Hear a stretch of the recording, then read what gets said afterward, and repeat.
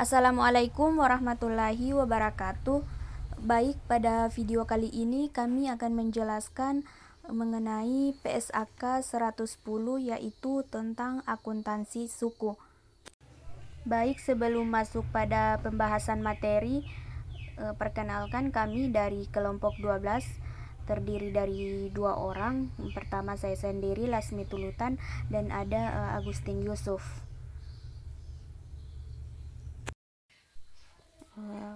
Pertama ada pendahuluan. Terdapat tujuan. Pada paragraf pertama, pernyataan ini bertujuan untuk mengatur pengakuan pengukuran suku ijarah dan suku mudharabah. Kemudian ada ruang lingkup. Pada paragraf kedua, pernyataan ini diterapkan untuk entitas yang melakukan transaksi suku ijarah dan suku mudharabah, baik sebagai penerbit suku ijarah. Ketiga, entitas yang menerbitkan suku dan entitas yang memiliki suku dalam entitas sektor publik. Pernyataan ini diterapkan oleh entitas swasta, namun menerapkan pernyataan ini sepanjang tidak dilarang oleh regulasi yakni mudharabah. Kemudian paragraf keempat, pernyataan ini hanya mengatur jika entitas menerbitkan dan memiliki dan mudharabah, maka entitas dapat menerapkan pernyataan ini sepanjang PSAK lain yang mengatur akad yang mendasari suku. Kemudian paragraf kelima, pernyataan ini diterapkan untuk efek yang mempunyai karakteristik. Keenam, beberapa instrumen keuangan memiliki karakteristik nama yang berharga syariah atau medium term not syariah.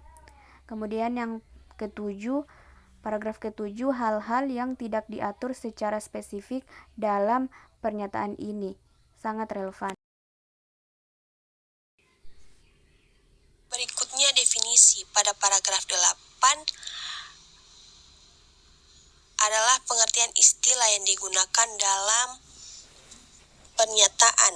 Yang pertama, beban ijarah adalah imbal bagi hasil yang diberikan oleh penerbit sukuk kepada pemilik sukuk ijarah. Berikutnya, biaya transaksi adalah biaya tambahan yang dapat diatribusikan secara langsung dengan penerbitan atau perolehan sukuk. Yang ketiga, pasar yang lazim adalah pasar yang mana pembelian atau penjualan sukuk berdasarkan kontrak yang mensyaratkan penyerahan sukuk dalam suatu kurun waktu yang umumnya diterapkan dengan peraturan atau kebiasaan yang berlaku di pasar.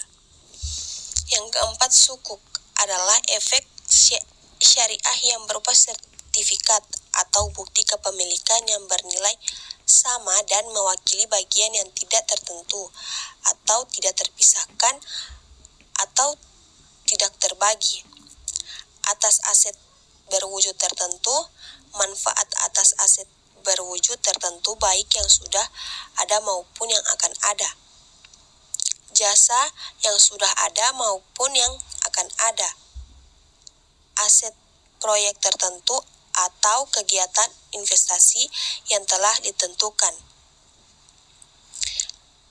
Adapun sukuk ijarah adalah sukuk yang menggunakan akad ijarah dan sukuk mudharabah adalah sukuk yang menggunakan akad mudharabah.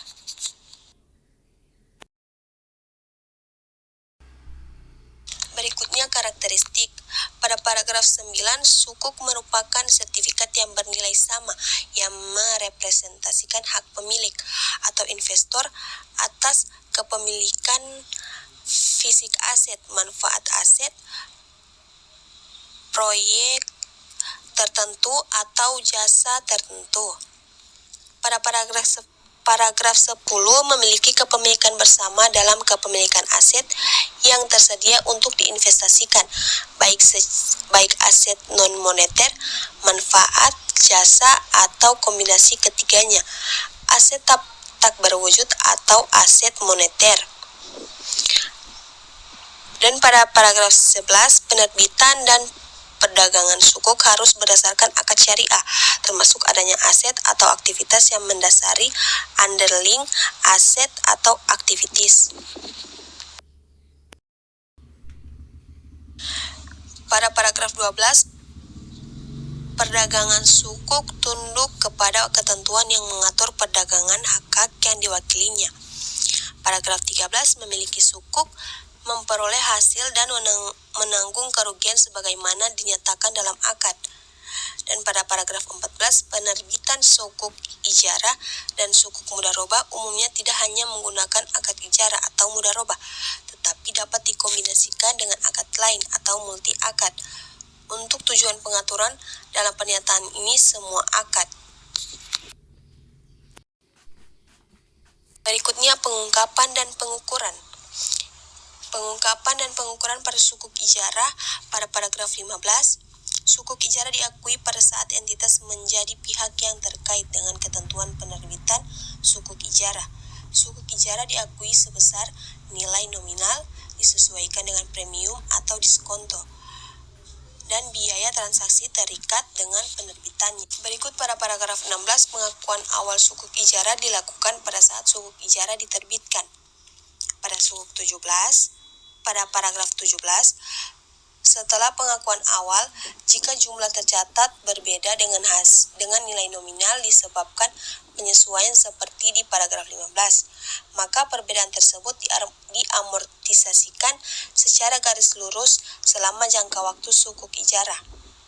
Pada paragraf 18, beban ijarah diakui pada saat terutang. Dan pada paragraf 19, amortisasi di paragraf 17 tidak diakui sebagai beban ijarah tetapi diakui sebagai beban penerbitan sukuk ijarah. Dan pada sukuk mudharabah, pada paragraf 20, sukuk mudharabah diakui pada saat entitas menjadi pihak yang terikat dengan ketentuan penerbitan sukuk mudharabah. Sukuk mudharabah diakui sebesar nilai nominal, biaya transaksi diakui secara terpisah dari sukuk mudharabah. Pada paragraf 21, pengakuan awal sukuk mudharabah dilakukan pada saat sukuk mudharabah diterbitkan. Pada paragraf 22, biaya transaksi diamortisasikan secara garis lurus selama jangka waktu sukuk mudharabah. Pada paragraf 23, amortisasi di paragraf 22 diakui sebagai beban penerbitan sukuk mudharabah. Dan pada paragraf 24, bagi hasil yang menjadi hak pemilik sukuk mudharabah diakui sebagai pengurang pendapatan bukan sebagai beban. Berikutnya penyajian. Pada paragraf 25, sukuk ijarah disajikan sebagai liabilitas. Pada paragraf 26, untuk entitas yang menyajikan liabilitas menjadi liabilitas jangka pendek dan jangka panjang, maka sukuk ijarah disajikan sesuai dengan klasifikasi liabilitas tersebut. Pada paragraf 27, sukuk ijarah disajikan secara neto setelah premium atau diskonto dan biaya transaksi yang belum diamortisasi. Pada paragraf 28, sukuk mudharabah disajikan sebagai dana syirka temporer. Pada sukuk 29, untuk entitas yang menyajikan dana syirka temporer secara terpisah dan liabilitas dan ekuitas atau entitas syariah, maka sukuk mudharabah disajikan dalam dana syirka temporer. Paragraf 30, yaitu untuk entitas yang tidak menyajikan dana syirka temporer secara terpisah dari liabilitas dan ekuitas atau bukan entitas syariah, maka sukuk mudharabah disajikan dalam liabilitas yang terpisah dari liabilitas lain. Sukuk mudharabah disajikan dalam urutan paling akhir dalam liabilitas. Dan paragraf 31, biaya transaksi untuk penerbitan sukuk mudharabah disajikan dalam aset sebagai beban tangguhan, bukan sebagai pos lawan atau bukan sebagai pos lawan dari sukuk mudharabah. Selanjutnya pengungkapan. Pada paragraf ke-32, untuk sukuk ijarah, entitas mengungkapkan hal-hal berikut. Yang pertama, uraian tentang persyaratan utama dalam penerbitan sukuk ijarah, termasuk ringkasan akad syariah yang digunakan, aset atau manfaat yang mendasari, besaran imbalan, nilai nominal, jangka waktu, dan persyaratan penting lain. Kemudian yang kedua, penjelasan mengenai aset atau manfaat yang mendasari penerbitan sukuk ijarah, termasuk jenis dan umur ekonomik dan lain-lain. Kemudian pada paragraf ke-33, untuk sukuk mudharabah, entitas mengungkapkan hal-hal berikut. Yang pertama, uraian tentang persyaratan utama dan penerbitan sukuk mudharabah, termasuk yang pertama ringkasan akad syariah yang digunakan, ada aktivitas yang mendasari, kemudian nilai nominal, prinsip pembagian hasil usaha, dasar bagi hasil, dan besaran nisbah bagi hasil. Kemudian ada jangka waktu, persyaratan penting lain. Mengenai aktivitas yang mendasari penerbitan sukuk mudharabah, termasuk jenis usaha, kecenderungan atau tren usaha, pihak yang mengatur usaha jika dilakukan pihak lain, dan ada penjelasan kemudian lain-lain. Selanjutnya ada pengakuan dan pengukuran. Pada pengakuan awal, pada paragraf ke-34, entitas mengakui investasi pada sukuk ijarah dan sukuk mudharabah sebesar biaya perolehan. Paragraf ke-35, biaya perolehan sukuk ijarah dan sukuk mudharabah yang diukur pada biaya perolehan dan pada nilai wajar melalui penghasilan komprehensif lain termasuk biaya transaksi. Ke-36, entitas mengakui investasi pada sukuk ijarah dan sukuk mudharabah pada saat tanggal perdagangan atau penyelesaian transaksi dalam pasar yang lazim. Kemudian pada klasifikasi dan reklasifikasi, pada paragraf ke-37, sebelum pengakuan awal, entitas menentukan klasifikasi investasi pada sukuk ijarah dan sukuk mudharabah sebagai diukur pada biaya perolehan, diukur pada nilai wajar material melalui laba rugi. Kemudian pada paragraf ke-38, investasi diklasifikasikan sebagai diukur pada biaya perolehan. 39, modal usaha yang bertujuan untuk memperoleh arus kas kontraktual didasarkan pada tujuan investasi yang ditentukan oleh entitas. Kemudian arus kas kontraktual yang dimaksud adalah arus kas bagi hasil dan pokok dari sukuk mudharabah atau arus kas imbalan dari sukuk ijarah.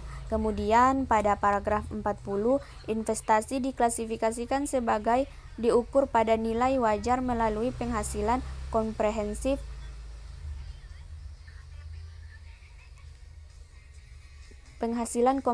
lain. Kemudian pada paragraf 41, entitas tidak dapat mengubah klasifikasi investasi kecuali terjadi perubahan tujuan model usaha sebagaimana dijelaskan pada paragraf 39. Kemudian setelah pengakuan awal, pada paragraf ke-42, untuk investasi pada sukuk yang diukur pada biaya perolehan, selisih antara biaya perolehan dan nilai nominal diamortisasi secara garis lurus selama jangka waktu sukuk dan diakui dalam laba rugi. Kemudian pada paragraf ke-43, untuk investasi pada sukuk yang diukur pada nilai wajar melalui penghasilan komprehensif dan selisih antara biaya perolehan dan nilai nominal diamortisasi secara garis lurus selama jangka waktu sukuk dan diakui dalam laba rugi. Kemudian paragraf ke-44, untuk investasi pada sukuk yang diukur pada nilai wajar melalui laba rugi, selisih antara nilai wajar dan jumlah tercatat diakui dalam laba rugi, perubahan nilai wajar diakui dalam laba rugi. Kemudian paragraf ke-46, untuk investasi pada sukuk yang diukur pada biaya perolehan dan nilai wajar melalui penghasilan komprehensif lain, jika terdapat indikasi penurunan nilai, maka entitas mengukur jumlah terpulihkannya. Selanjutnya ada penyajian. Pada paragraf ke-47, pendapatan investasi dan beban amortisasi disajikan secara neto dalam laba rugi. Kemudian pada paragraf ke-48, entitas mengungkapkan hal-hal berikut. Yang pertama, klasifikasi investasi berdasarkan jumlah investasi. Yang kedua, tujuan modal usaha yang digunakan. Ketiga, jumlah investasi yang direklasifikasikan jika ada dan penyebabnya. Kemudian keempat, nilai wajar untuk investasi yang diukur pada biaya perolehan. Dan pada paragraf 49, entitas menerapkan pernyataan ini untuk periode tahun buku yang dimulai pada atau setelah 1 Januari 2012. Penerapan ini diperkenalkan. Kemudian paragraf ke-50, entitas menerapkan paragraf 35, 37, 40, 41, 43, 45, dan 46 untuk periode tahun buku yang dimulai pada atau setelah 1 Januari 2016. Penerapan dini diperkenalkan. Selanjutnya yang terakhir ada ketentuan transaksi. Pada paragraf 51, pernyataan ini diterapkan secara prospektif. 52, untuk sukuk yang telah diterbitkan sebelum tanggal efektif pernyataan ini pada 1 Januari saat penerapan awal. Pernyataan ini merupakan jumlah tercatat awal dan pernyataan ini Kemudian pada paragraf 53, pada saat penerapan awal pernyataan ini pada tanggal 1 Januari 2012, entitas atau investor melakukan investasi pada sukuk sesuai dengan ketentuan dalam pernyataan ini. Kemudian ada yang pertama, untuk investasi yang sebelumnya diklasifikasikan sebagai diukur pada nilai wajar, diklasifikasikan sebagai diukur pada nilai wajar melalui penghasilan komprehensif lain. Kemudian penerapan paragraf 50 merupakan jumlah secara tercatat awal. Yang kedua, untuk investasi yang sebelumnya diklasifikasikan sebagai diukur pada biaya perolehan, diklasifikasikan sebagai diukur pada nilai wajar melalui penghasilan komprehensif lain.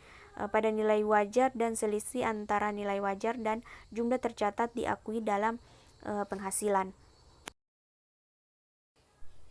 Baik, itulah pemaparan atau penjelasan dari kelompok 12. Jika ada kesalahan, mohon maaf. Kami akhiri, wabillahi taufiq wal hidayah. Wassalamualaikum warahmatullahi wabarakatuh.